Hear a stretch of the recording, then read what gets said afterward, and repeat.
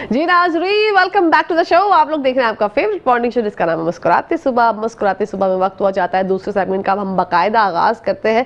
हमारी चाय भी आ गई है और जब चाय साथ हो और अच्छी डॉक्टर का साथ हो तो आपकी चाय का मजा दोबाला हो जाता है। ये आपकी मुलाकात करवाते हैं एस्थेटिक स्पेशलिस्ट से एस्टर सुहेल हमारे साथ मौजूद है। अस्सलाम वालेकुम, कैसी हैं एस्टर? वालेकुम सलाम, मैं बिल्कुल ठीक हूँ, आप बताएं? मैं बिल्कुल ठीक ठाक हूँ। कैसी ईद मनाई एस्टर? बहुत अच्छी। आप बताएं आपकी कैसी गुजरी? बहुत अच्छी, लेकिन ईद जो है वो मेरे ख्याल से बच्चों की होती है।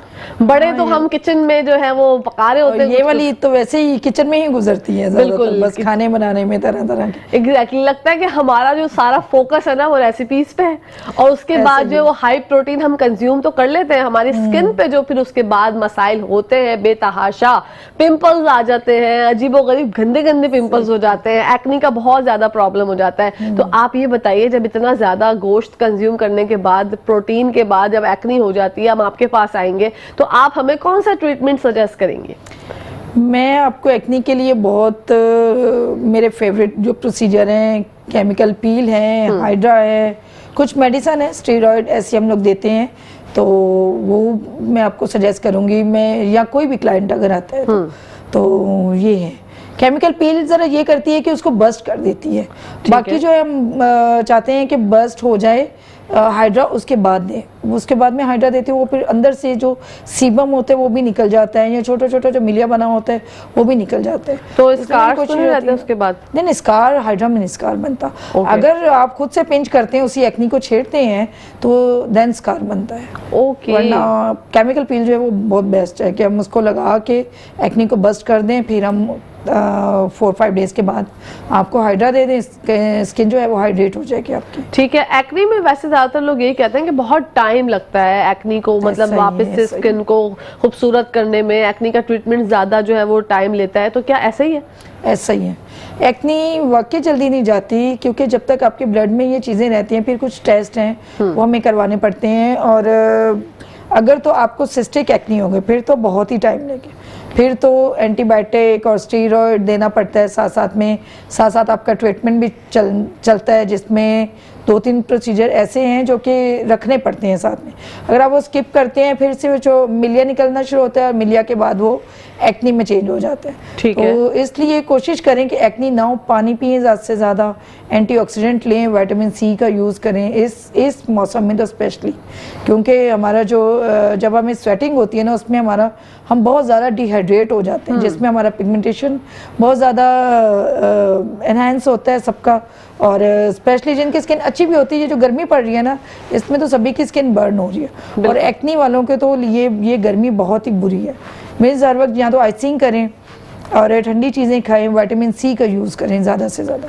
ठीक है। और अगर अच्छे से आपके पास कोई भी पेशेंट आते हैं तो सबसे पहले आप जो है वो मतलब किस तरह से उसको ट्रीटमेंट जो है सजेस्ट करती हैं? क्या पहले तमाम हिस्ट्री लेती हैं, डिटेल लेती हैं, और उसके बाद आप सजेस्ट करती हैं कि भाई ये करा लीजिए, ये आपके ऊपर सही रहेगा?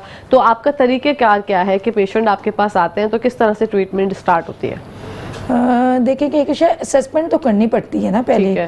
मीन्स बाज़ दफ़ा ये होता है कि कुछ पेशेंट्स फ़ोन पे डिस्कस कर लेते हैं, लेकिन फिर भी मैं फ़ोन पे भी सेटिस्फाई नहीं होती। मैं कहती नहीं, आप आएँ, मुझे दिखाएं, देन मैं देखूंगी। मीन्स एक्नी भी 2 से 3 तरह की है ना। ठीक है। तो इसलिए मैं फ़ोन पे भी नहीं बता सकती कि जी आप ये मेडिसिन ले लें, वो ले लें। आप आए, असेसमेंट करवाएं, आप चेक करवाएं आपके एक्नी किस टाइप का है, किस टाइप का नहीं है, देन फिर प्रोसीजर की तरफ जाते हैं। हो सकता है आपका एक्नी मेडिसिन से कवर कर लें, हो सकता है सिर्फ ट्रीटमेंट से वो मेडिसिन आपको सूट ना करे, तो डिपेंड करता है type of acne, type of skin. Okay. अच्छा, कौन सी स्किन जो है वो सबसे ज्यादा, जो आप कहती है ना कि वो फ्लॉलेस रहती है देर तक, कौन सी स्किन है? ड्राई स्किन है, कॉम्बिनेशन स्किन, या ऑयली स्किन? Combination skin. जाहिर सी बात है ऑयली स्किन भी जो है, ऑयली स्किन भी बाज़ दफ़ा रहती है लेट तक, क्योंकि कोलेजन होता है, फैट होता है, लेकिन इतनी ऑयली भी ना हो कि वो एक्नी प्रोड्यूस करे। ओके। एक्नी प्रोड्यूस करेगी तो जाहिर सी बात है वो डैमेज होती जाएगी साथ साथ में। तो लेकिन अगर नॉर्मल स्किन है आपकी तो वो बेस्ट रहती है, देर तक फ्लॉलेस रहती है। ओके। और एजिंग कौन सी स्किन पे सबसे ज़्यादा जल्दी आती है? ड्राई स्किन पे। हाय, हाँ मैंने जब भी देखा है हमारे Dry कुछ skin पे। पठान भाई होते हैं ना, उनके रिंकल्स छोटे छोटे बच्चों गौरव के आ के- जाते हैं। अंग्रेजों हाँ, के- अंग्रेजों के देखे हैं उनके अंग्रेजों की कितने। 20-28 एज होती है तो कितने रिंकल्स ड्राई स्किन पे ज्यादा होती है। ओके। तो बेहतर है आप अपनी स्किन को इतना ड्राई भी ना होने दें और इतना फैट भी नहीं होना चाहिए कि बहुत फैट नजर आए और हर वक्त फेस पे ऑयल रहे। तो मींस बैलेंस होना चाहिए इसमें। ठीक है। और अब जिस तरह का वेदर चल रहा है, गर्मी इंतहाई तौर पे हो रही है, बहुत। तो उसमें आप जो है वो सोप्स का इस्तेमाल करना चाहिए लोगों को स्किन को अच्छा रखने के लिए। सोप में तो Okay. बहुत एसिड होते हैं। अच्छा। या सोप भी अगर करें, अगर आपके पास कोई अच्छा ऑर्गेनिक सोप है देन आप वो करें, वरना तो आप फेस वॉश का करें और फेस वॉश भी वो जो मेडिकेटेड हो, केमिकल फ्री करें, क्योंकि केमिकल से तो और आपको पता है स्किन और ज़्यादा डैमेज होती है। फिर स्किन थिन होते होते हमारी बहुत लेयर्स जो है उतर जाती हैं थिन होके, वेरिकोज वेन्स नजर आती है। फिर जब लाइटिंग या सनलाइट में जाते हैं वो बर्न करती है, देन वो पिगमेंटेशन और मिलाजमा का जो है सामना करना पड़ता है सबको जब Okay. थिन स्किन हो जाती है। जैसे स्टीरॉयड वाली क्रीम्स यूज कर हाँ. करके सबकी स्किन थिन हो जाती है तो मिलाजमा और पिगमेंटेशन का सामना करना पड़ता है। हाँ, वो तो मैंने ये- देखा है, वो पैचेस हुए वो होते हैं ना ब्लैक Patches बन जाते ब्लैक, और वो हैं। कभी कभी रेडिश वो लगता है बहुत ज्यादा ब्लश लगाया हुआ है, लेकिन वो जो है वो उसका जो आफ्टर इफेक्ट है वो ये डार्क टोन हो जाती है, बहुत पैचेस हो जाते हैं। आप लोगों ने देखा होगा अक्सर लोग करते हैं, मीन्स रेड स्किन कर लेते हैं और स्टीरॉयड लगा लगा के वो स्किन की लेयर उतरती जाती है। 3 तो लेयर्स है हमारे पास, तो वो भी हम उतार लेंगे तो हमारे पास बचेगा क्या। फिर नीचे से हमारी वेन्स नजर आना शुरू हो जाते हैं, फिर वो डैमेज होते हैं Okay. सनलाइट में, आपकी ये जो लाइट्स हैं इसमें। अच्छा, बहुत से लोग जो है ना वो केमिकल पील एक प्रोसीजर है वो भी करवाते हैं, जिससे आपकी एक स्किन जो ऊपर की डेड लेयर होती है वो रिमूव हो जाती है। बिल्कुल। तो वो कितने दिनों के बाद आप करवा सकते हैं? उसका कोई टाइम पीरियड है? क्योंकि बहुत से लोग कहते हैं कि यार इसका रिजल्ट अच्छा है तो चले हम 1 महीने में 2 दफा भी करा लेते हैं। ऐसा ही हमारे पास भी जब आते हैं पेशेंट, हम केमिकल पील जब करते हैं जिसमें वाइटनिंग और ग्लूटाथियोन की पील है, तो उसमें स्किन पूरी पील होती है। लेकिन जब स्किन पील होती है तो उसका ये मतलब नहीं है कि आप इसको दोबारा करवाएं। हाँ। क्योंकि जब हम स्किन उतार रहे हैं तो हमें स्किन बनानी भी है, तो आप उसके बाद कोई प्रोसीजर ऐसा करवाएं, जैसे लाइक जो मैं अगर सजेस्ट करती हूँ तो उसके बाद मैं पीआरपी ज़रूर देती हूँ, क्योंकि पीआरपी से हमारी स्किन बनती है, हमारी स्किन रिजुविनेट होती है। तो डिपेंड करते हैं आपकी स्किन कैसी है। आपकी स्किन अगर थिन है तो आप केमिकल पील ना लें, अगर थिन है भी है और आपके पैचेस हैं, आपने केमिकल पील लेना है तो आप पहले अपने डॉक्टर को दिखाएं कि वो आपको क्या सजेस्ट करती है। आप 1 से 2 सेशन पीआरपी के ले लें, देन आप फिर आप पील करवाएं।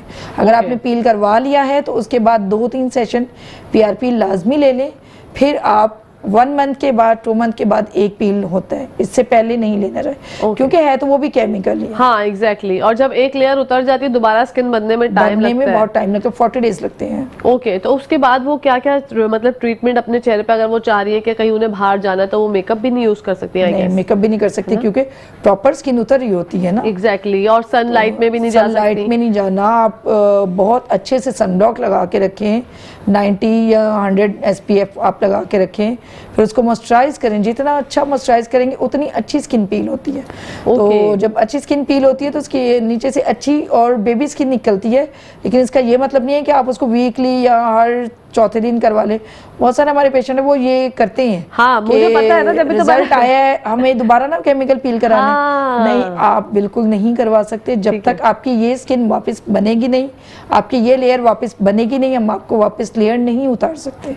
क्योंकि अगर ये केमिकल पील बार बार करते जाएंगे तो आपकी स्किन खराब होगी। एग्जैक्टली। तो बेहतर ये है कि आपको खुद भी इतनी अवेयरनेस होनी चाहिए कि आप सोच समझ के ट्रीटमेंट करवाएं। नहीं, गूगल भरा पड़ा है, यूट्यूब भरा पड़ा है, लेकिन बाज़ ऐसी चीज़ों पे भी ऐसा है कि बहुत गलत गाइड कर दिया जाता है। मैं भी अक्सर देख रही होती हूँ तो मैं देख रही होती हूँ, मैं कहती हूँ नहीं, ये बिल्कुल ऐसा नहीं होना चाहिए। मैं आजकल क्रीम्स में हर क्रीम में देखो ग्लाइकोलिक एसिड डाला हुआ होता है, हर क्रीम में देखो लैक्टिक एसिड डाला हुआ होता है वाइटनिंग के लिए, कि आपकी स्किन पील होगी। वाइटनिंग क्रीम्स के अंदर अक्सर ये चीजें होती हैं। अच्छा, हम लोग तो इंग्रेडिएंट्स देखते ही नहीं ना, हम पाकिस्तानी कौम जो है हम इंग्रेडिएंट्स देखते ही नहीं। इंग्रेडिएंट नहीं देखते, हम एक दूसरे का रिजल्ट देखते हैं। हाँ, हम रिजल्ट देखते हैं। अच्छा, तुमने फला क्रीम यूज की है, इसका रिजल्ट आया, बस हम भी मार्केट गए, हमने भी वही क्रीम ले ली। हमें नहीं पता उसके अंदर क्या क्या जो है वो अज्जा शामिल है, क्या क्या चीजें उसके अंदर, और हमारी स्किन के लिए वो फायदेमंद है भी या नहीं, या उसके नुकसानात होंगे। बिल्कुल, अक्सर मैंने देखा है कि पिगमेंटेशन वाली स्किन होगी, उसके ऊपर सैलिसिलिक यूज किया होगा, Okay. क्रीम होगी एक्नी की, और वो उस बंदी ने या बंदे ने भी यूज की होगी जिसके पिगमेंटेशन होगी। ठीक है, पिगमेंटेशन की वजह क्या समझती हैं, क्यों होती है? ज्यादा सनबर्न से होती है या फिर सनबर्न है, बहुत सारी और वजह ठीक आते है, हैं। आपका इंटरनली hemoglobin भी कम कोई है, हाँ आपका हीमोग्लोबिन कम है, Okay. आप जो है D3 कम है आपका, तो स्पेशली तो HP आपका डिपेंड करता है कि जब आपका हीमोग्लोबिन कम है, आपको खून की कमी है, तो देन आपने देखा है मोस्टली फीमेल को हो जाती है प्रेगनेंसी में हाँ. या आफ्टर प्रेगनेंसी जो है, तो पिगमेंटेशन हो जाती है। और कुछ जो है मिलाजमा की शक्ल इख्तियार कर लेते हैं, फिर मिलाजमा जो है स्किन के अंदर जब बन जाता है वो बहुत मुश्किल से जाता है। Okay. पिगमेंटेशन और एक्नी दो चीज़ें ऐसी हैं जो अगर आ जाए बहुत लेट जाती हैं, बहुत लेट जाती हैं। ओके तो इसलिए अपना हीमोग्लोबिन, अपने प्लेटलेट्स ये अच्छे रखें, गाहे बगाहे अपने टेस्ट कराते रहें, ताकि जो है आपको पता चलता जाए आपका हीमोग्लोबिन कितना है, आप उसको सही रखें। फ्रूट्स हैं, आप जिंक सैलेड्स का है, इस्तेमाल है, सैलेड्स हैं, बिल्कुल। ये लें, कैरेट है, सारी चीज़ें हैं, बहुत सारी हैं। ये हमें पता होना चाहिए कि हमें किस चीज़ में से आयरन मिल रहा है, किस चीज़ से हमें D3 मिल रहा है। जैसे शलजम है, फुल ऑफ D3 है, हम इंजेक्शन लगवा लेते हैं D3 का, लेकिन हम शलजम नहीं खाते। बहुत सारे लोग हैं D3 का इंजेक्शन वीकली लगवाएंगे, कहेंगे हमें वीकली लगा दो, ये कर लो, लेकिन एक जो चीज़ बहुत ही अच्छी है, उसका टेस्ट भी बहुत, मेरा फेवरेट है वो, नो डाउट, तो मेरा फेवरेट है वो, और वो कच्चा खाने में तो और ज्यादा फायदा फायदा है, है। वो कच्चा ही फायदेमंद आप है। 1 महीना खा के देखें, आपके स्किन बिल्कुल। पे जो है ना वो हल्की हल्की फिर सी वो एक ऐसी सब्जी भी नहीं है कि उसका टेस्ट आपको अच्छा ना लगे। मैं वो तो बनाते बनाते भी आधे से ज्यादा, मैं अगर बैठती हूँ तो मैं तो आधे से ज्यादा वही खा जाती हूँ। बिल्कुल जरूरी नहीं है ना कि आप प्रोसीजर्स के जाने भी जाएं, आप जाने अपने जाएं, स्किन को जो है वो भाप कर, अपने स्किन बिल्कुल। के बारे में जान कर आप कुछ अच्छी सी मतलब फ्रूट्स का इस्तेमाल करें अपने स्किन के लिए, आप सैलेड्स का इस्तेमाल करें, आप दूध पिए, तो ताकि आपकी स्किन जो है वो वैसे ही शाइन करे। इंटरनली जब तक आप हेल्दी नहीं होंगे ना, आप जितने भी प्रोसीजर ऊपर से करवा लेंगे, ये तो टॉपिकल ही है ना, हाँ, आप जितने भी प्रोसीजर करवा लेंगे, इसके बाद आपको 10%, 30%, 50% रिजल्ट आ जाएगा। क्योंकि आपके पास कितनी बहनें आती होंगी हमारी सहेलियां जो कहती होंगी कि स्किन जो है वो इंटरनली आप कुछ खाती पीती नहीं है, डाइट अच्छी नहीं है, वो कहती होंगी आप हमारा चेहरा जो है वो शादो नायाब कर दें, बस ये अच्छा कर दे। वो बाकी अगर जब उनके टेस्ट करा के देखो तो उनका हीमोग्लोबिन कम होगा, प्लेटलेट्स नहीं होंगे, उनका D3 कम होगा, तो ये बहुत सारे मसाइल हैं। फीमेल के साथ तो बहुत ज़्यादा ये चीज़ों का रहता है, तो फीमेल को इन चीज़ों का बहुत ज़्यादा ख्याल रखना चाहिए।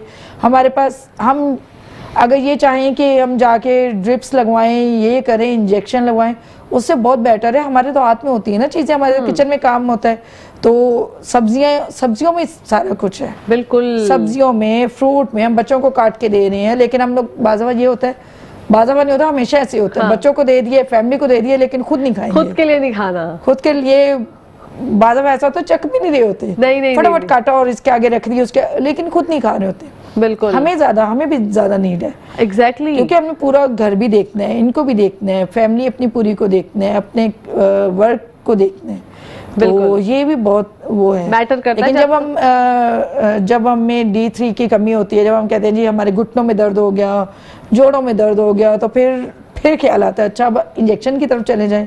तो बेटर है कि जो हमारे रोज़मर्रा के हमारे हाथों में चीज़ें रहती हैं, थोड़ा थोड़ा, बहुत ज़्यादा ना खाए, ज़रूरी नहीं है आप बहुत ज़्यादा पेट भर भर के हर चीज़ खाएं, एक ही दिन सारी चीज़ें खा लें, एक ही दिन सारी एनर्जी आ जाए, तो बेटर है डेली थोड़ा थोड़ा, बिल्कुल ड्राई फ्रूट्स का इस्तेमाल करें, आप बादाम खाएं, आप जो है कोलेजन बनता है एग्जैक्टली, उससे आपकी स्किन पे वॉलनट बहुत जबरदस्त है, नो डाउट। आप बहुत मतलब ये है कि आप अपना ब्लड प्रेशर वगैरह को देख के मद्देनजर रख के, अगर आपको कोई ऐसी बीमारी नहीं है, आप शुगर पेशेंट नहीं है, आपको ब्लड प्रेशर नहीं होता, कोलेस्ट्रॉल आपका नॉर्मल है अल्हम्दुलिल्लाह, तो फिर आप ये एक मुट्ठी जो है वो, एक मुट्ठी का मतलब एक मुट्ठी होता है, ये नहीं कि आप लोग भर के जो है वो बहुत ज्यादा जो है कंज्यूम कर रहे हो ड्राई फ्रूट्स, तो उसके भी फिर नुकसान होते हैं। लेकिन आप अगर अपनी डाइट अच्छी रखते हैं ना, तो फिर आपको किसी प्रोसीजर की जरूरत नहीं भी नहीं पड़ती। बिल्कुल, ये पहली जो है वो डॉक्टर हैं जो कि आपको बता रही हैं कि आप अपनी जो है वो आप अपनी स्किन को इस तरह भी खूबसूरत रख सकते हैं, बजाय इसके कि आप उनके पास जाएं और वो भी पहले आपको ये सारे टेस्ट करा के फिर आपको बताती हैं कि आप इंटरनली वीक हैं। जब तक आप इंटरनली वीक नहीं हो, मतलब सही नहीं होंगे, तो जब तक आपकी स्किन फ्लॉलेस नहीं होगी। तो बहुत अच्छी बात है एस्टर की जानिब से और मैं इसको बहुत ज्यादा अप्रिशिएट करूंगी कि आपने ये बताया कि इंटरनली सबसे पहले आपका हेल्दी होना जरूरी है। अच्छा, प्रेगनेंसी में जो ये नेक पर जो है अक्सर मैंने देखा है हमारी सहेलियों के जो है वो नेक पे ब्लैक पैच आ जाता है, क्या ये भी पिगमेंटेशन की ही अलामत है? तो ये किस तरह से ठीक होती है, क्योंकि ये आफ्टर डिलीवरी भी ठीक नहीं होती? ये वही है, आपका हीमोग्लोबिन कम होता जाता है ना। ठीक है, तो बहुत से लोग तो कहते हैं कि ये हीमोग्लोबिन का इसका कोई मसला नहीं है, ये तो बस एक प्रेगनेंसी में हो जाता है और बाद में ठीक हो जाता है। बिल्कुल भी नहीं है, आपका हीमोग्लोबिन कम होता है बहुत। फिर जो वुमेन होती है उस टाइम में वीक हो रही होती है, तो वीकनेस उसकी हर तरफ से जा रही होती है, मीन्स हर चीज़ कम हो रही होती है, रेड सेल्स, वाइट सेल्स, आपका हीमोग्लोबिन D3 हर चीज़ कम हो रही होती है। तो फिर इसीलिए कहा जाता है कि थोड़ा थोड़ा कुछ ना कुछ खाते रहना चाहिए, स्पेशली अपना HP का ख्याल रखना चाहिए। हाँ। तो जब ये चीज़ों का ख्याल रखा जाता है फिर इतनी नहीं होती। फिर इतनी नहीं होती, जब भी आपको डॉक्टर्स जो है वो आयरन टैबलेट और मल्टीविटामिन्स बहुत सारे डबल दिया जाता है। एग्जैक्टली। यहाँ पर टाइम एस्टर आके बात को कंटिन्यू करते हैं। यहाँ पर टाइम ब्रेक का हो गया। नाज़रीन, आप लोगों ने कहीं जाना नहीं, देखते रहिए मुस्कुराते सुबह। जी नाज़रीन, welcome back to the show. आप लोग देख रहे हैं आपका फेवरेट मॉर्निंग शो जिसका नाम मुस्कुराते सुबह। बढ़ते हैं एस्टर की जानिब। एस्टर से आज बड़े मजे मजे की बातें हो रही हैं, बड़ी मजे मजे की टिप्स और हैक्स हम लोग जान रहे हैं।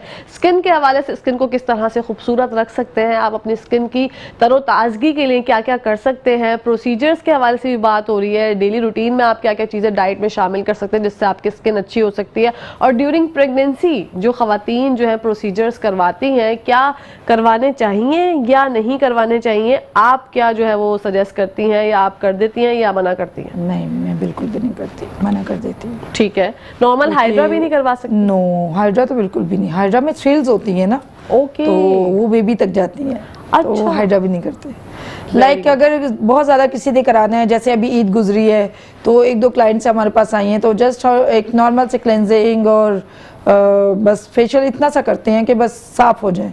स्क्रब कर दिया। स्क्रब वैसे हम लोग नॉर्मली यूज नहीं करते, लेकिन थोड़ा सा ऐसा रखा हुआ है कि उनकी तसल्ली के लिए उनको क्लीनिंग चाहिए बस। हाँ। तो ब्लीच वगैरह तो वैसे ही आपको पता है प्रेगनेंसी में मना होती है और करनी भी नहीं चाहिए। बिल्कुल। और ये प्रोसीजर तो बिल्कुल ब्लड हम नहीं ले सकते, लेजर हम नहीं कर सकते, ड्रिप हम नहीं लगा सकते अपनी मर्जी से उनको कोई भी। हाँ, स्लिमिंग ड्रिप वगैरह, स्लिमिंग, वाइटनिंग, नथिंग, कुछ भी नहीं। हाइड्रा भी नहीं कर सकते। हाइड्रा के जब सक्शन होता है ना, उसकी थ्रिल्स होती है। फिर उसमें भी जो हम लाइट्स दे रहे होते हैं लिफ्टिंग के लिए, कुछ जाहिर सी बात है वो स्टेप बाय स्टेप करना पड़ता है। पूरा हाइड्रा है ना, हमारा जो है वो 7 in 1 है, तो नहीं 11 in 1 है, तो उसमें लेजर्स हैं, तो वो नहीं हम दे सकते। अच्छा, तो खवातीन मानती हैं, अवेयरनेस है इतनी या नहीं? अवेयरनेस देनी पड़ती है, मानती नहीं है। वो कहती है नहीं नहीं कर दें, फेस ही तो है, ये चीज़ तो अलग है, लेकिन अवेयरनेस देनी पड़ती है। ये थ्रिल्स जो है ना, बेबी की हार्ट बीट पे जाके इफेक्ट करती है। फिर अल्लाह ना करे। इसलिए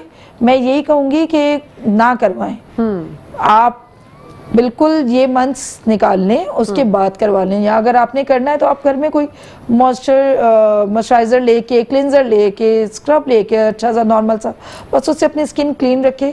इन दिनों में आप बिल्कुल भी अपनी स्किन को इतना वो ना रखें, लेकिन स्किन को लाजमी क्लीन रखें। क्लीन लाजमी रखें, क्योंकि पिगमेंटेशन इसी वजह से भी ज़्यादा बनती है कि जब हम स्किन को क्लीन नहीं रखते, कुछ वो डर्ट की वजह से भी बन जाती है, कुछ आपका हीमोग्लोबिन वगैरह अगर कम होता है तो इस वजह से भी बन जाती है। तो जितना स्किन को क्लीन रखेंगे, आप नॉर्मली एक डेली क्लिनजिंग भी करेंगे ना, तो आपको ना एक्नी होगी, ना पिगमेंटेशन होगी, ना पोर्स ओपन होंगे। अच्छा, नाइट क्रीम का इस्तेमाल कर सकते हैं ड्यूरिंग प्रेगनेंसी?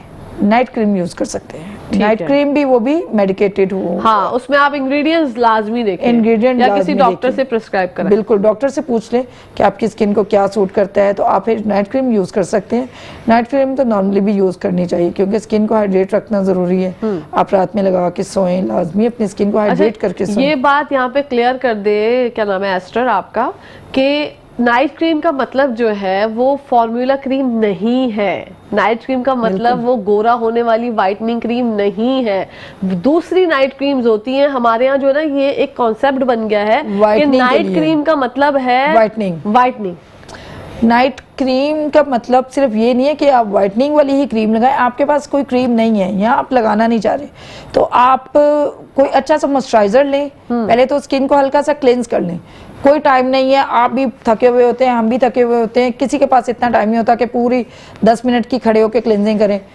किसी के पास अच्छा टाइम होता है, लोग करते भी हैं 2 मिनट, जितने सिर्फ इतना जितने में आप फेस वॉश करते हैं क्लिनजिंग की आपने। उसके बाद कोई भी अच्छा सा मॉइस्चराइजर लें, बस वो मॉइस्चराइज करके आप सो जाएं।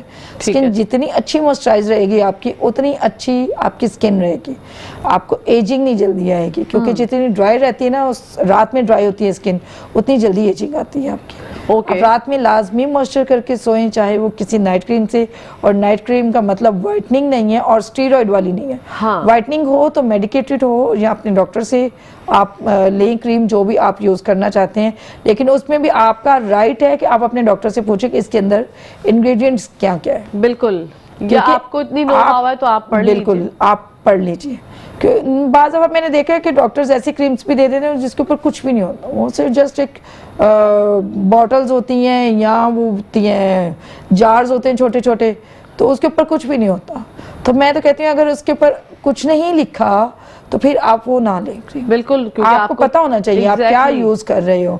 आप अपनी स्किन के साथ इस तरह ना खेलें कि आपको बिल्कुल पता ही नहीं है। आपको किसी ने भी उठा के ये जार दे दिया, आप ये लगा लें, आपने लगाना शुरू कर दिया, उसके बाद 4 दिन आपका स्किन अच्छा लगती है, ग्लो आता है, वाइटनिंग आती है, आप हैप्पी होते हो। उसके बाद जो स्किन का बुरा हाल होता है उसको ट्रीट करते करते फिर मंथ गुजर जाते हैं। फिर वो आपके पास आती है कि डॉक्टर साहबा ये हो गया एस्टर, अब इसको आप सही कर दें। ऐसा ही है, तो ऐसा ही वो है। आपके हाथ में भी नहीं होता, उसको फिर इट टेक्स बहुत बहुत स्लोली लेके चलना पड़ता है, बहुत टाइम लगता है, 5-6 मंथ, इससे ज्यादा भी लग जाते हैं। ओके। तो बेहतर है कि आपका राइट है, कोई किसी को कुछ नहीं बोलेगा, आपका राइट है। आप डॉक्टर के पास आए, आप पूछो इसके अंदर क्या क्या है, मेरी स्किन को सूट भी करेगा कि नहीं। और आप अगर खुद पढ़े लिखे हैं तो आप उठाएं, आप वो ट्यूब उठाएं, आप वो जार उठाएं, आप उसके ऊपर देखें ठीक है, आप इसके अंदर क्या क्या है, मेरी स्किन को सूट भी करेगा कि नहीं। सैलिसिलिक है, ग्लाइकोलिक है, लैक्टिक एसिड है, क्योंकि पील्स आजकल मैंने देखा है हर क्रीम में डल रही है, हर क्रीम में। ओके। पील्स हर क्रीम में, जबकि ये केमिकल है और ये सही भी नहीं है। पील्स इसलिए डाली जाती हैं ताकि स्किन की लेयर उतरती रहे, स्किन अच्छी रहे, स्किन में वाइटनिंग आती रहे और लोग हैप्पी हों। अच्छा, सीरम्स का भी आजकल बहुत ज्यादा क्रेज है। हमारी बच्चियां जो है सीरम्स बहुत ज्यादा यूज कर रही हैं, जिसमें रेटिनॉल भी है, हाइलुरोनिक एसिड भी है, ग्लूटाथायोन के भी सीरम्स आ रहे हैं। तो क्या रेटिनॉल सीरम जो है वो कोई भी यूज कर सकता है? रेटिनॉल भी लाइक पील ही है, वो भी उसमें पीलिंग होती है, ठीक है, तो वो भी हर कोई नहीं यूज कर सकता। बाकी हाइलुरोनिक हर कोई यूज कर सकता है। बहुत अच्छे हाइलुरोनिक में सीरम्स हैं जिसमें बहुत अच्छा हाइलुरोनिक होता है। ठीक है। बहुत सारे ऐसे नाम हैं जो कि मैं अभी फिलहाल नहीं लूंगी, बल्कि मुझे अगर इस पे मेरा नंबर है तो आप मुझे कॉल करें तो आपको बता दिया जाएगा कि आप कौन कौन से यूज कर सकते हैं मेडिकेटेड सीरम में। ठीक है, तो आप वो यूज कर सकते हैं। हाइलुरोनिक में है, रेटिनॉल में भी है। रेटिनॉल कोई लोग यूज कर सकते हैं। पिगमेंटेशन है, एक्नी है, देन आप जिसमें BHA हो, हाइलुरोनिक BHA के साथ भी यूज कर सकते हैं। किसी को स्कार और एक्नी दोनों हैं तो उसमें आप कर सकते हो। ओके, हर कोई नहीं कर सकता ये खुद से जो हम इंटरनेट की दुनिया में खोकर ये देखते हैं ना कि रेटिनॉल के इतने ज्यादा फवाइद हैं, हम एक काम करते हैं अपने लिए ऑर्डर कर लेते हैं, तो फिर उसके बाद मसाइल जन्म लेते हैं, क्योंकि आपकी स्किन जो है वो वैसे सही होती है, लेकिन आप जो है फिर अपनी कारामत करते हैं, कुछ ना कुछ कारनामे करते हैं उसके साथ, तो फिर प्रॉब्लम शुरू हो जाती है। तो हर स्किन के लिए अलग अलग सीरम है, जरूरी नहीं है कि कोई सीरम जो है वो आपकी दोस्त को सूट कर रहा है तो आप ये सोचें कि नहीं यार मैं भी ये यूज कर लेती हूँ या कर लेता हूँ, क्योंकि आजकल तो बॉयज भी सीरम यूज कर रहे हैं। बिल्कुल अच्छा, गर्ल्स और बॉयज की स्किन में कितना ज्यादा फर्क होता है? बहुत ज्यादा फर्क होता है। ठीक है, बहुत ज्यादा फर्क होता है, क्योंकि गर्ल्स की स्किन जो है वो सॉफ्ट होती है और अक्सर पेशतर मैंने देखा है जो कि चीजें यूज हो चुकी है ना लास्ट कुछ ईयर्स में, तो गर्ल्स की स्किन थिन हो चुकी है। अच्छा, बहुत कम फीमेल हमारे पास ऐसी आती है जिनकी स्किन अभी तक अच्छी है, ठीक है, वरना तो हर किसी को जिसको देखो थिन है, क्योंकि कुछ लास्ट कुछ ईयर में लोगों ने स्टीरॉइड बहुत यूज बहुत इस्तेमाल किया, बहुत ये स्टार्ट भी बहुत हो चुका था ना। ठीक है, स्किन को पहचानने का क्या तरीका कार है आपका? मतलब कोई इक्विपमेंट्स है जिससे आप जो है वो स्किन का अंदाजा लगाते हैं, या आपको देख के भी पता चल जाता है? तो देख के भी कर लेते हैं माशाल्लाह से, 12 ईयर से इस फील्ड में है माशाल्लाह। तो मेकअप में भी जितना भी हैवी वो तो देख के बता देती हूँ कि मेकअप के नीचे कैसी स्किन है। अरे वाह, लेकिन एनालाइज भी करना जरूरी होता है। ठीक है, तो एस्टर हम ब्रेक के दौरान मेरी स्किन के बारे में जानेंगे। जरूर जरूर। अभी नहीं पूछूंगी, फिर कहीं एस्टर ने कुछ बोल दिया तो फिर नाज़रीन बोलेंगे अच्छा खुद तो इतना स्टीरॉइड यूज करके बैठेंगी और हमें बता रही है कि स्टीरॉइड इस्तेमाल नहीं करते। वैसे खैर ब्लीच का एक रुझान था पहले, तो वो मैंने यूज किया खासा टाइम, लेकिन फिर जब मुझे पता चला कि ये नहीं होता अच्छा, तो फिर मैंने उसके चीज को स्किप कर दिया। अब तो खैर ऐसा हो गया कि फेशियल भी मैं शादो नादर कभी कभी मैंने कर लिया तो कर लिया, या खुद कहीं करा लिया किसी सैलून से, तो दैट्स इट। वरना मैं नहीं करवाती कोई इस तरह की चीज, क्योंकि मुझे डर लगता है कि वो इंग्रेडिएंट्स वगैरह इतना टाइम हमारे पास पढ़ने के लिए नहीं होता। मैं भी उन्हीं लोगों में शामिल हूँ कि आपके पास टाइम नहीं है, आपने डॉक्टर ने आपको प्रिस्क्राइब किया, आपने कोई भी चीज ले ली और लगा ली, लेकिन फिर कभी कभी ऐसा डर भी लगता है कि आप जैसे रेटिनॉल का जिक्र आपने किया कि हर किसी की स्किन पे सूट नहीं करता। आप अगर इंटरनेट देखें तो भरा पड़ा है इंटरनेट पे कि आप रेटिनॉल ले लें, आप हाइलुरोनिक एसिड ले लें, आप ग्लूटाथायोन सीरम इस्तेमाल कर लें, उसके भी फवाइद हैं। स्लिमिंग ड्रिप्स हो गई, स्लिमिंग ड्रिप्स के हवाले से जानेंगे। आपने माशाल्लाह अच्छा खासा वेट रिड्यूस कर लिया, पिछली दफा भी आपने बताया था लास्ट टाइम जब आप आई थी। तो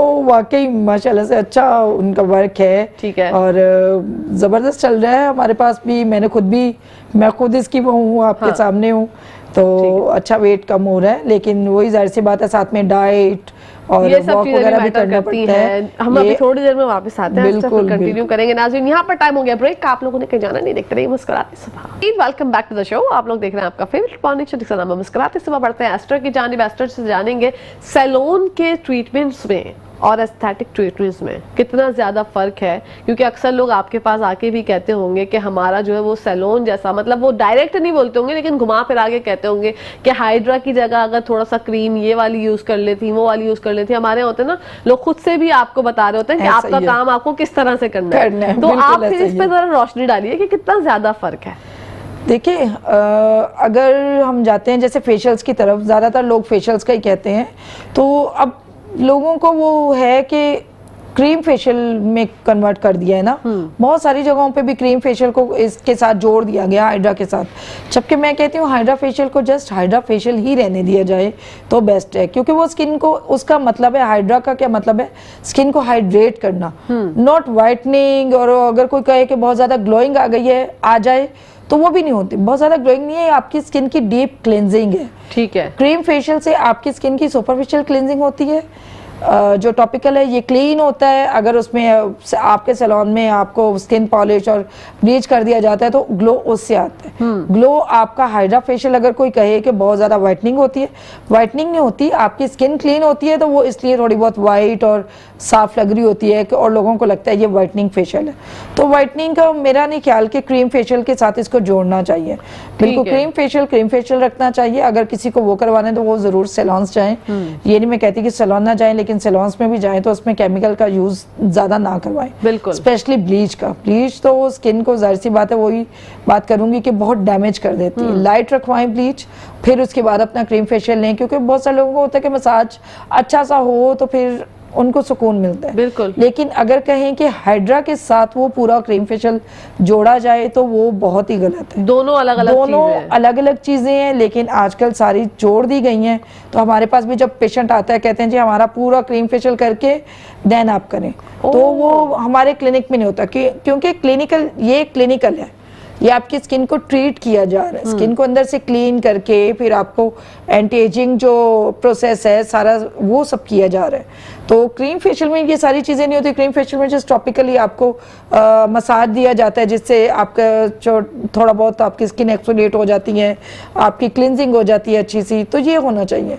तो हम तो जस्ट क्लिनजिंग करके उसके बाद हाइड्रा के पूरे स्टेप देते हैं ताकि स्किन अंदर से क्लीन हो। ओके। तो जब तक स्किन अंदर से क्लीन नहीं होगी तब तक आपको वो नहीं होगा, स्किन अच्छी नहीं होगी। वो इसलिए क्योंकि जब अंदर से स्किन क्लीन होती है ना तो फिर एक्ने भी नहीं बनता, एक्ने नहीं बनता, आपका पिगमेंटेशन नहीं बनता। ठीक है, तो ये है। तो दोनों चीजों को अलग अलग रखना चाहिए। अलग-अलग रखना चाहिए। एस्थेटिक्स के जो प्रोसीजर्स हैं वो अलग होते हैं और जो आप सैलून जाके जो ट्रीटमेंट कराते हैं वो अलग होते हैं। अब आपकी मर्जी है, लेकिन अगर आप क्लिनिकल प्रोसीजर की जानिब जा रहे हैं तो वो ज्यादा आपको वही बता सकते हैं जो कि स्पेशलिस्ट हैं, जैसे कि एस्टर ने हमें बताया। अच्छा, क्वैक्स बहुत ज्यादा हैं, हर जगह पर आपको 2 नंबर डॉक्टर जो है वो मिलेंगे ही मिलेंगे, तो एस्थेटिक में भी ऐसा ही है, बहुत सारे क्वैक्स हैं। लोग जो है इतनी अवेयरनेस नहीं रखते, कोई अच्छा सा क्लिनिक देखा, अच्छी सी देखी सब चीजें और चले गए वहां पे। तो किस तरह के इक्विपमेंट्स और किस तरह की चीजें स्टेरिलाइज है भी या नहीं ये भी नहीं जानते, और हम लोग अपनी स्किन के साथ तबाही करना शुरू कर देते हैं। तो क्वैक्स में और ऑथेंटिक डॉक्टर में किस तरह से फर्क जो है लोग जाने? क्या मैं बोल सकती हूँ, ये तो बहुत ही बड़ा मुश्किल है, क्योंकि आजकल लोगों ने अवेयरनेस बाज़ लोगों के पास होती भी नहीं है, खुद भी नहीं होती कि पेशेंट को क्या कहा जाए या उनकी स्किन को कैसे देखा जाए, क्योंकि कुछ भी दे दिया, कुछ भी स्टेरॉइड में दे दिया, केमिकल दे दिए, बहुत प्रोसीजर्स को जोड़ दिया आपस में, यही जो अभी हम हाइड्रा वाली बात कर रहे थे। तो ये खुद भी अवेयरनेस होनी चाहिए। अगर कोई इस तरह कर रहा है तो इट्स मीन कि उसको खुद भी नहीं पता कि क्लिनिकल जो हाइड्रा है वो अलग है और जो केमिकल फेस वो है फेशियल है वो एक अलग चीज़ है। तो अगर आप इन चीज़ों को जोड़ रहे हो ना, तो फिर तो मेरा ख्याल है आपको ये राइट नहीं है कि आप स्किन को केमिकल करके देन आप हाइड्रा दे रहे हो। तो केमिकल मेरा ख्याल है कि क्लिनिकल उसमें सूट ही नहीं करता। ठीक है, हमारा काम है स्किन को ट्रीट करना। हमारे पास डैमेजेस स्किन आती हैं, एक ट्रीटमेंट है ना, सर दर्द हो रही है आप पैनाडोल ले रहे हो, आपका हाथ कट गया आप उस पर पट्टी बांध रहे हो, तो जब स्किन भी खराब होती है तो ये भी ट्रीटमेंट है। ये कोई वो नहीं है, बाज़ लोग शाय भी कर रहे होते हैं, यार इसको ना पता चल जाए मैं ये करवा रहा हूँ, उसको ना पता चल जाए मैं ये कर रहा हूँ, तो इसमें मेरा नहीं ख्याल शाय होने की ज़रूरत है। तो ये तो एक ट्रीटमेंट है ना। वही बात है कि कोई भी प्रॉब्लम अगर आपकी बॉडी में है तो आप उसको ट्रीटमेंट जाके करवाते हो, करवाना चाहिए। इसमें कोई किसी मेरा नहीं ख्याल कि शर्म की बात है। मैं तो हर किसी को कहती हूँ, मेरे पास तो हर तरह का पेशेंट आता है, मेल फीमेल सभी आते हैं, तो हम तो सभी को ट्रीट करते हैं। बल्कि मैं तो देख के बता देती हूँ कि आपको और किन किन चीजों की जरूरत है। ओके, तो ये तो अच्छी बात है। आप तो देख के, वो कहते हैं ना, हम तो उड़ती चिड़िया के पर देख के बता देते हैं कितने पर है। तो ये बहुत अच्छी बात है कि आप उनको गाइड कर देती हैं। अच्छा गाइड करने वाला डॉक्टर भी बड़ी मुश्किल से आपको मिलते हैं। आप किसी अच्छी जगह पर चले जाएं और आपको एक अच्छा इंसान मिल जाए, बहुत बड़ी बात है, क्योंकि यहाँ पे क्वैक्स की जो है भरमार है। ऑथेंटिक डॉक्टर से ज्यादा आपको क्वैक्स मिलेंगे, तो आप किस तरह से जो है वो उसको उनको ऑथेंटिक डॉक्टर्स को और क्वैक्स को डिफरेंशिएट करें, तो बड़ा एक मसला है। लेकिन मैंने जब भी आपसे बड़ा अच्छा आपने बताया कि आप जो है दोनों चीजों को, जैसे अगर वो आपकी क्रीम से भी मसाज कर रहे हैं और फिर उसके बाद हाइड्रा कर रहे हैं, तो इट मींस कि कुछ गड़बड़ है। तो आप लोगों की अपनी जिम्मेदारी है कि आप वहां जा रहे हैं तो आप अपनी आंखें और कान खुले रखें। आप ये देखें कि हाँ ये सब चीजें जो हो रही हैं, एक दफा चले गलती हो जाती है, इंसान चला जाता है, लेकिन सेकंड टाइम अगर आप वहीं पे जाके विजिट कर रहे हैं तो फिर वो आपकी स्किन के लिए बहुत सारे मसाइल हैं। क्योंकि अगर इक्विपमेंट्स जो है स्टेरिलाइज नहीं है तो वो भी एक वबाले जान है कि वो उससे बीमारियां लगने का खदशा होता है, बहुत सी चीजें होती हैं। तो जरा थोड़ी सी नजरसानी किया करें। अच्छा, ये जो फेशियल स्टेप्स होते हैं हम लोग जो अपनी स्किन के लिए, जैसे फेस वॉश करते हुए भी हम लोग कर रहे होते हैं, बहुत ज्यादा रब करते हैं स्किन को, बहुत ज्यादा, कि हम गोरे हो जाएंगे, बहुत रगड़ के मुंह धोते हैं। स्किन क्या हमारी रब करने से डैमेज होती है या फायदा होता है उसको? बिल्कुल डैमेज होती है, पोर्स ओपन होते हैं। ठीक है, तो इतना अगर आप क्लिनजिंग भी कर रहे हैं तो वही 2-3 मिनट के, इतने मिनट जितना आप फेस वॉश करते हैं अपना, बस इतने ही मिनट, 1 मिनट हो गया, 1.5 मिनट, 2 मिनट, ज़्यादा से ज़्यादा 2 मिनट का क्लिनजिंग कर लें। स्क्रब करने का अगर कोई करता है, स्क्रब घर पे करते हैं लोग, सब करना भी चाहिए चलो, लेकिन ऐसे जैसे वीक में एक बार, 15 दिन में एक बार कर लिया, और ऐसे करें कि बहुत ज़्यादा रब ना करें। स्क्रब ज़्यादा करने से आपकी आपकी जो स्किन है वो लूज होती है, पोर्स ओपन होते हैं। तो बेहतर है कि स्क्रब अगर आप करें भी तो उसके बाद कोई अच्छा मॉइस्चराइज़र, उसके बाद कोई अच्छा हाइलुरोनिक एसिड, ताकि उसके फिलिंग हो जाए वापस, आपकी स्किन वापस अपनी जगह पे आ जाए। कोई अच्छा टोनर लगा लें, बेहतर ये है। तो बहुत ज्यादा रगड़ें बिल्कुल भी नहीं, स्किन डार्क भी होती है रगड़ने से। एग्जैक्टली बहुत जब हम रगड़ रहे होते हैं स्किन को स्क्रब के साथ, वो उस वक्त क्लीन होती है। उसके बाद जितनी एक्सफोलिएट होगी ना स्किन, क्योंकि उसके बाद आफ्टर तो हमने कुछ करना नहीं होता ना कि हम कोई हाइलुरोनिक यूज कर लें, हम कोई टोनर अच्छा सा यूज कर लें। हाइलुरोनिक यूज करें वो ज्यादा बेहतर है। ओके, टोनर से ज्यादा बेहतर? टोनर से ज्यादा बेहतर है। हाइलुरोनिक सीरम जो है तो वो अगर आप यूज करेंगे वो ज्यादा बेहतर है। आपने स्क्रब किया, आपने हाइलुरोनिक हाइड्रेट करना है ना स्किन को, हमने हाइड्रेट वापस कर लिया क्योंकि स्क्रब ड्राई करता है स्किन को। आप ड्राई करेंगे जितना ज्यादा स्किन को, उतनी ज्यादा स्किन डैमेज होगी, पोर्स ओपन होंगे, आप एजिंग की तरफ चले जाएंगे। ओके। तो बेहतर है कि आप हाइलुरोनिक के साथ हाइड्रेटिंग के सीरम भी हैं, वो अच्छे सीरम्स यूज करें। Wow, that's very good. ये तो बहुत अच्छा जो है वो मास्टर ने बताया कि आप इस तरीके से इस्तेमाल करेंगे चीज़ें तो आपकी स्किन जो है वो बहुत खूबसूरत हो जाएगी। और ये जो लिफ्ट करना भी तो बहुत ज़्यादा मैटर करता है ना, कि आप अपलिफ्ट करें अपने हाथों के, जो आप मसाज कर रहे हैं। हम लोग जो है वो डाउन की तरह लिफ्ट करते हैं तो वो हमारे जो है स्किन जो है वो सैगी हो जाती है, तो स्किन को अपलिफ्ट करना ज़्यादा ज़रूरी है। बिल्कुल, वो स्टेप्स है, आप उसको YouTube पे देख सकते हैं या अच्छे उसमें देख सकते हो। ये बल्कि खुद भी पता होता है कि अगर आप लिफ्टिंग में कोई भी काम कर रहे हो तो आपकी स्किन लिफ्ट होगी, अगर आप इसको डाउन उसमें लेके आओगे तो आपकी स्किन सैगिंग होगी। बिल्कुल। तो बेहतर है कि अपनी स्किन को सही रखें। आप या तो खुद ना कुछ करें, अगर करें तो पूरी अवेयरनेस के साथ करें, पूरी अवेयरनेस के साथ। डॉक्टर से सजेस्ट कर रहे, आप गूगल कर लें, बहुत बेहतर है। बिल्कुल। आप मतलब खुद से जो है अपने स्किन के साथ जो है ये मामला ना करें, वरना फिर तबाही हो जाती है, बर्बादी हो जाती है। फिर स्किन जो है ना वो आपको बोलती है कि भाई क्यों मैं आपने मेरे साथ ये किया। और यहाँ पर टाइम जो है वो बिल्कुल खत्म होने की कगार पे, 1 मिनट रह गया। एस्टर, क्या पैगाम देना चाहेंगी नाज़रीन को? सबसे पहले तो मैं सब लोगों को ईद मुबारक बोलूंगी जो कि शुरू में बोलना चाहिए था, अभी बोला। okay, कोई मसला और दूसरा ये कि अपनी स्किन का ख्याल रखें। बेहतर ये है कि ट्रीटमेंट्स की तरफ चलो, मेरा क्लिनिक है, मैं ये तो नहीं बोलूंगी ना है, लेकिन बेहतर ये है कि आप अपनी स्किन का ख्याल रखें। बिल्कुल। पानी पिएं, अपने टेस्ट वगैरह करवाते रहें, अपनी चीज़ों का ख्याल रखें। खाने पीने में जो भी मौसमी फ्रूट है वो लाजमी खाएं, वेदर के लिहाज से जो भी है।